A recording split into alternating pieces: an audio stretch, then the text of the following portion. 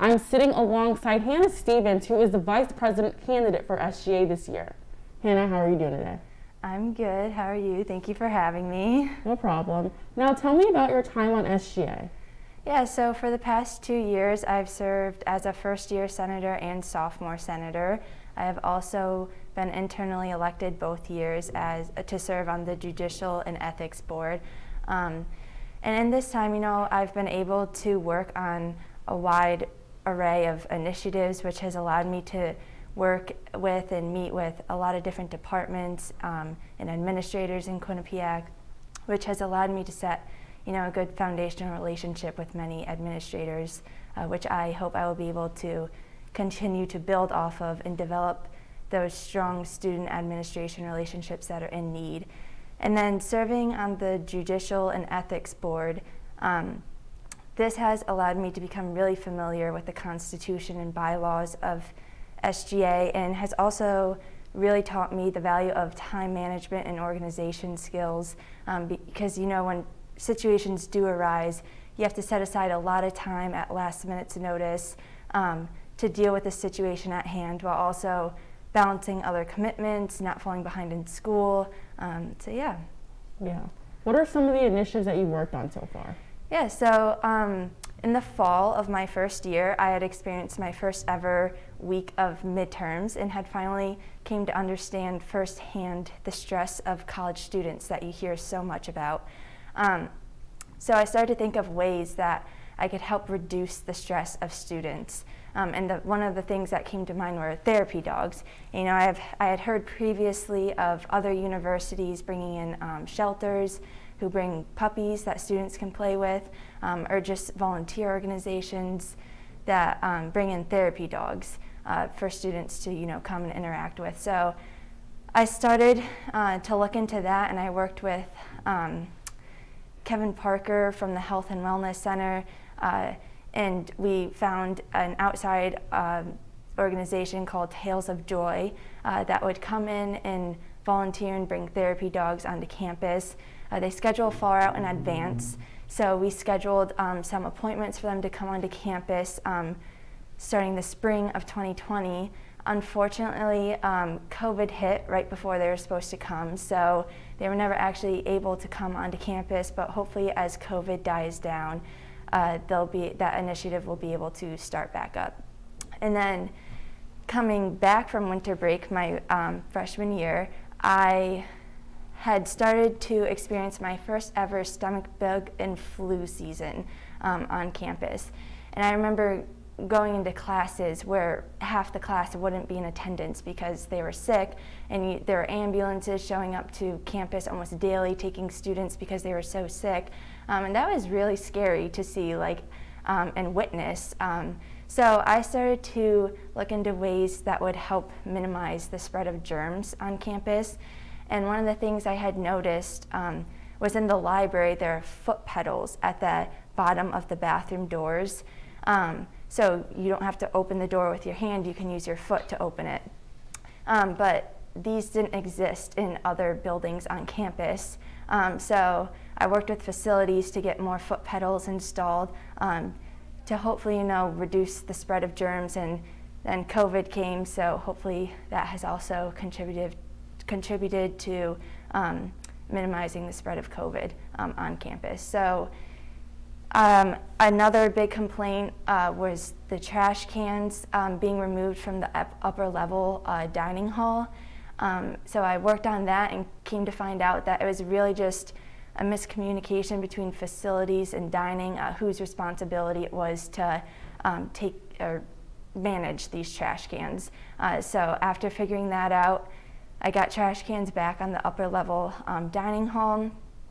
And then another big initiative I've worked on this last semester is working to implement a president's list at Quinnipiac, which would work to serve recognizing the success of students earning 4.0s. So that required a lot of research and data on peer institutions, and I'm currently waiting to hear back from the proposal I submitted to Faculty Senate. So I've worked on initiatives to do with mental, physical health of students, improving the academic excellence, and minor annoyances. So, and I hope if I'm able to continue to serve on SGA, I will be able to work on even more initiatives and address other issues on campus. Yeah, so with all of that, why do you think, you're the best candidate for this position? Yeah, so I have a proven track record of commitment and passion for the organization. I'm also committed and passionate to serving the student body. I'm driven, I listen intently, I'm assertive, and I'm really eager to continue learning the wants and desires of our student body. And, I plan to embrace the uniqueness and diversity of the whole student body to continue enhancing the overall Quinnipiac experience for all. And to be on an e-board with all Caucasian students, how do you think, with yourself included, that you guys will still be able to serve everyone, including those who might not look like you? Right, so I think with this, a lot of students come into SGA with 1, 2, 3 solid initiatives that they really want to work on.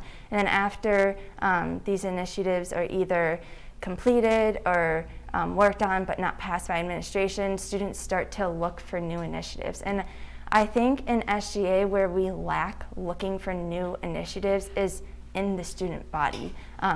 I think if I were elected as VP and the committee should really work to make it a priority to actually go out into the student body and interact with students and listening to the changes in that students want to see on campus. And in the last week, I've had some really great conversation with students, and they raised issues and concerns that I had not ever previously thought of or even known about. So, a simple conversation can really go a long ways. And then me and the committee, we'd be able to take this feedback and give it to as suggestions to SGA members to be able to work on when they're seeking new initiatives. So.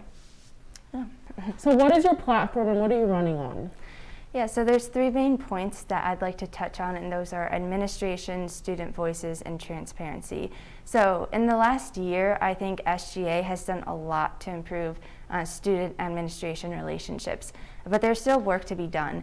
And there's Tom Ellett, the Chief Experience Officer, who was a new position that was put in place at Quinnipiac, and I think we should really be maximizing our efforts to work with him and ensuring that all student voices are heard before large-scale decisions are being made for the student body. It'd be contradictory to make decisions for the student body when voices aren't being heard. And there's also a lot of other areas of administration that I think we need to work with to improve our ties with, to address issues like hate crimes, hate speech, that we've been seeing as rising incidences on campus. And then to do with student voices, I touched on this a little in the previous question, but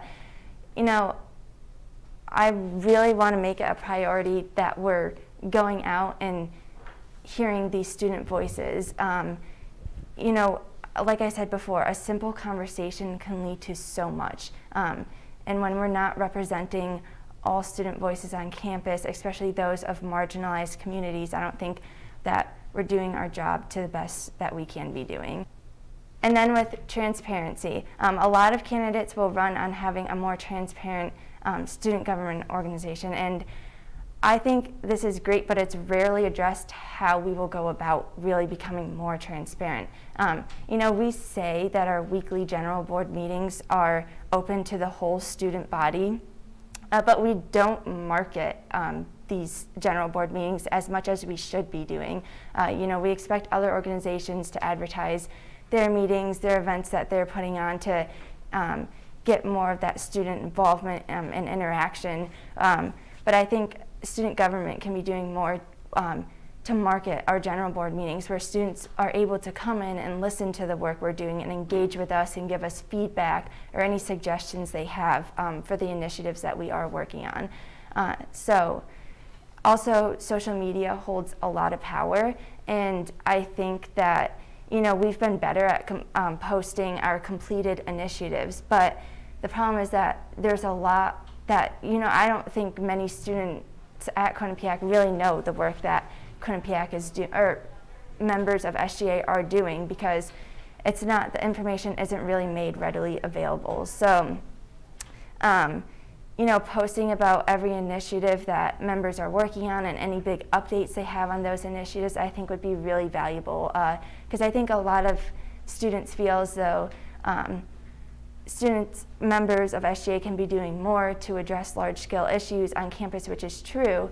But then when students are doing work to address large-scale issues, these take more time and, you know, just a lot more. And then their work is going unnoticed by us not sharing with the student body, like any updates that we have.